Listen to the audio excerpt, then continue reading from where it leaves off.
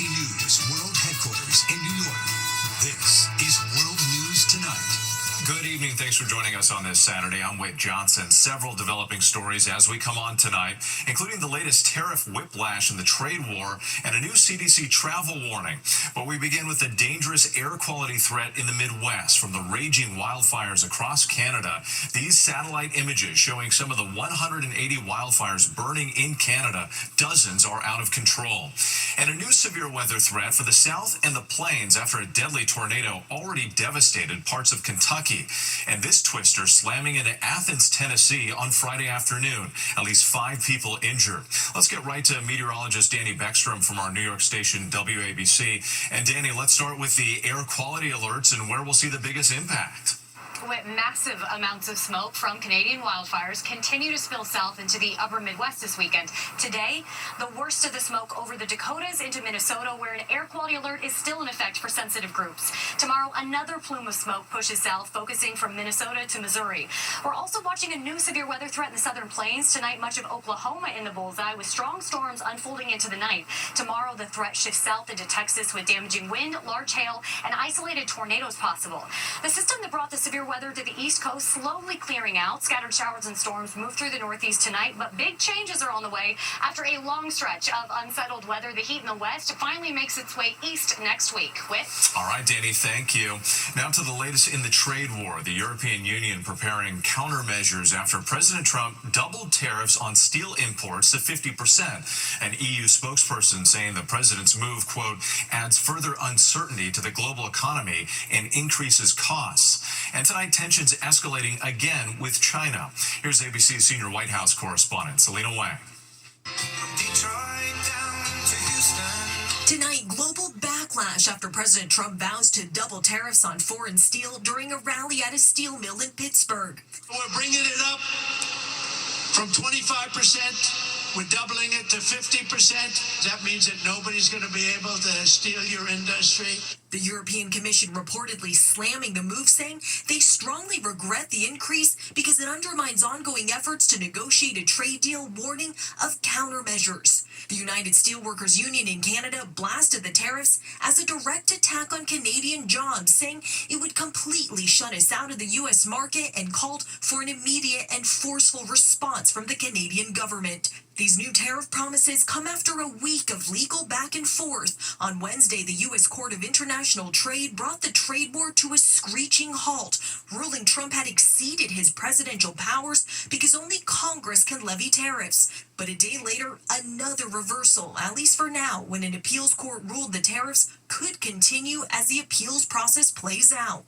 All of this amid escalating tensions with China, which Trump initially tariffed at a staggering 145% before the two countries struck a deal to lower levies during trade talks. The administration now acknowledging talks have stalled. The path forward, unclear.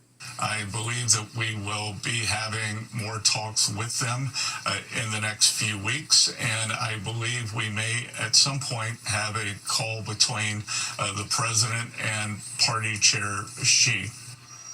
And with this legal battle around tariffs is expected to end up in the Supreme Court, the president claims this is judicial overreach and that it harms his agenda and his ability to negotiate with other countries. But meanwhile, American businesses and consumers are caught up in the middle of all of this, Whit. And Selena, there's also some breaking news coming out of the White House about a NASA nominee. Yeah, Whit, that's right. Tonight, the White House is announcing that they've just withdrawn Jared Isaacman's nomination just days before his scheduled confirmation votes in the Senate. The White House says they'll announce a replacement soon, and it's essential that this person is in complete alignment with the president's agenda. Whit? Selena Wang for us tonight. Thank you. And tune into This Week tomorrow morning. George Stephanopoulos speaks with top White House economic advisor Kevin Hassett about the legal battles facing the Trump administration's sweeping tariffs. Next tonight, President Trump also facing scrutiny over a flurry of pardons. At least one Democratic congressman is accusing the White House of doling out pardons as favors. This week, Trump pardoned a popular rapper and reality TV stars Todd and Julie Chrisley. ABC's Perry Russum is in Washington tonight. Tonight, Democratic Congressman Jamie Raskin accusing the Trump administration of giving pardons as favors to President Trump's loyal political followers and most generous donors. In a letter to pardon attorney Ed Martin, Raskin says he wants to know the formal criteria and process of evaluating pardon applications. Raskin says those criteria appear to include showing absolute personal and political loyalty to President Trump.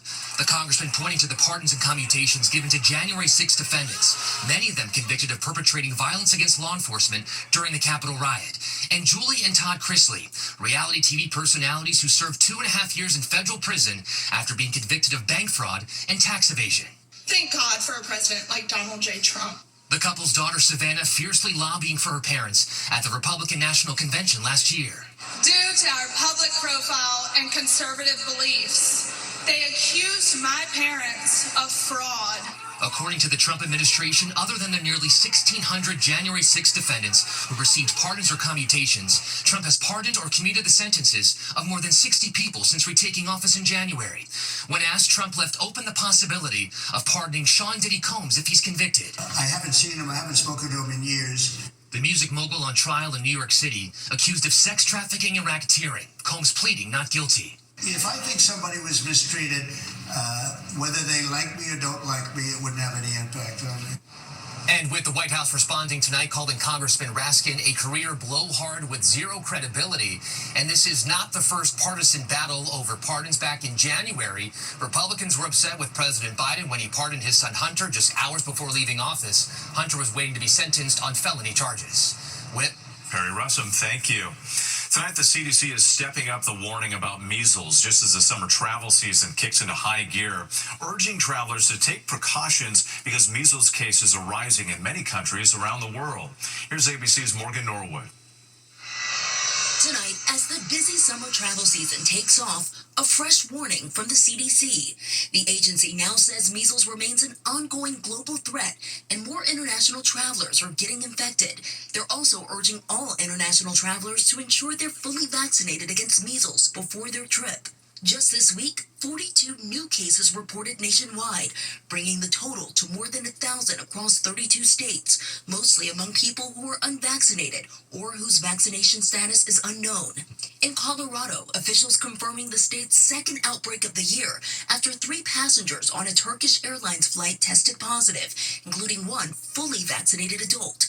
Health officials say while breakthrough cases among those vaccinated are rare, measles is extremely contagious and can linger in the air for up to 2 hours. Measles is one of the most infectious viruses that we know.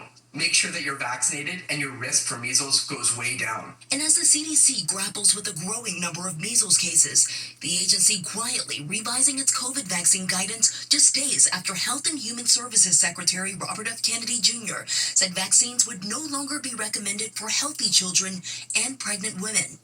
Tonight, the CDC says all children may receive the shot with guidance from their doctor, softening earlier language that had strongly recommended vaccination for everyone over 6 months of age. Pregnant women now left with no recommendation on whether to vaccinate. And tonight, medical groups we spoke with emphasize the science and benefit of these vaccines hasn't changed, but they worry the shifting messaging from federal officials could leave some patients confused. Morgan Norwood, thank you. Now to the urgent search for suspects after... Next tonight, first responders on the scene of a deadly house explosion outside Kansas City, Missouri. Authorities say gas was not the cause. At least one person was killed. The blast leveling the single-family home, crews evacuating nearby buildings as a precaution. Well, the hunt is over for 14 million escaped bees in Washington state. A tractor trailer carrying tons of hives crashing in rural Whatcom County. Several first responders were stung. Officials are now reopening the road to traffic and thanking everyone, including the beekeepers who helped in the operation. Still ahead, the growing salmonella outbreak linked to cucumbers. To the index now, the multi-state salmonella outbreak linked to cucumbers is expanding. 45 people now infected across 18 states, according to the FDA. The cucumbers are from Bedner growers and distributed to restaurants and food producers.